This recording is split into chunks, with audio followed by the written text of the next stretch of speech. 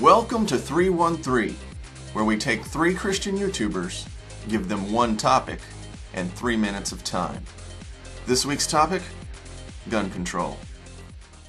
Christians and guns? I don't think so, based on the scriptures and the history of the early Christians up until the time of Constantine. We're talking specifically about gun control and how do Christians oppose a tyrannical government? Do we have a responsibility, a right to bear arms, not bear arms, whatever? First of all, gun control already exists. Last I checked, you cannot purchase a firearm as though it were a loaf of bread. So the real question is, how much gun control do we need, and does it actually do anything to prevent those that are willing to act heinously against society from actually doing so? Yes, Jesus told his disciples to get swords before he was crucified, but I honestly believe that was so Peter would be armed when the officers came to arrest him. In addition, when Jesus told him to get swords, he told them 2 was enough for the lot of them, and there were at least 11 of them there. Maybe that means a percentage of us should be armed, but I don't think so. Keep in mind that though God ordered Israel to war in the Old Testament, King David was not allowed to build the temple because of the blood on his hands. Now, don't get me wrong, you will hear many Christians who you might feel are better Christians than I am tell you differently, tell you that guns are good. But all I can say is that I disagree with them, and in the end, it's between each Christian and God. I'm not here to judge any gun-toting Christian. If we are going to be true to who we say we are,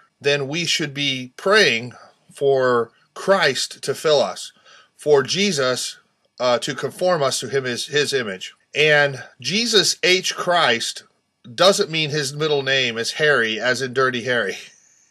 I cannot see a scenario in which Jesus says, "Make my day."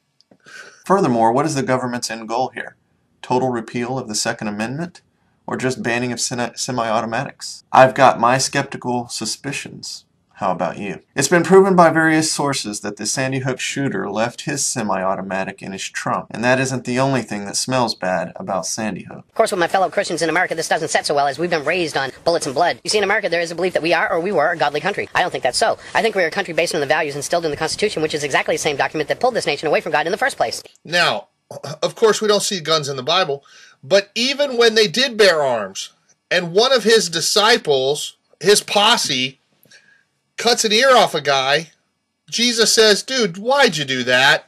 and heals the guy's ear. Okay, that's the way Jesus handles tyrannical civil governments. He prays, and they fall. And Jerusalem fell, the Roman Empire fell, it didn't require guns. Personally, I don't own a gun.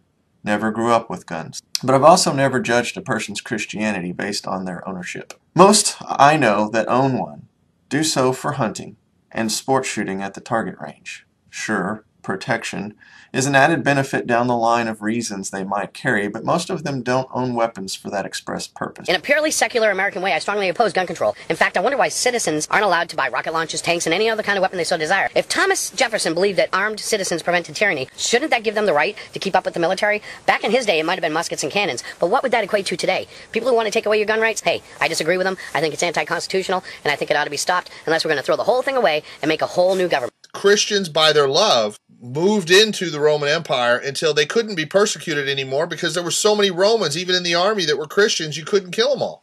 They didn't resist. They didn't take up arms.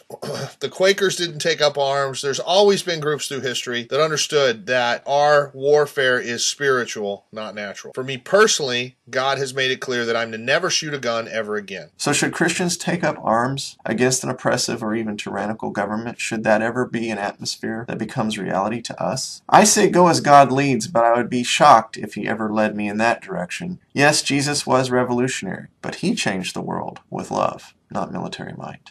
Now it's your turn. Hit like and subscribe and leave us a comment below on how you think this panel did. Also, consider suggesting topics for future episodes and checking out the individual channels of each participant for more on this issue and much, much more. Links in the description bar.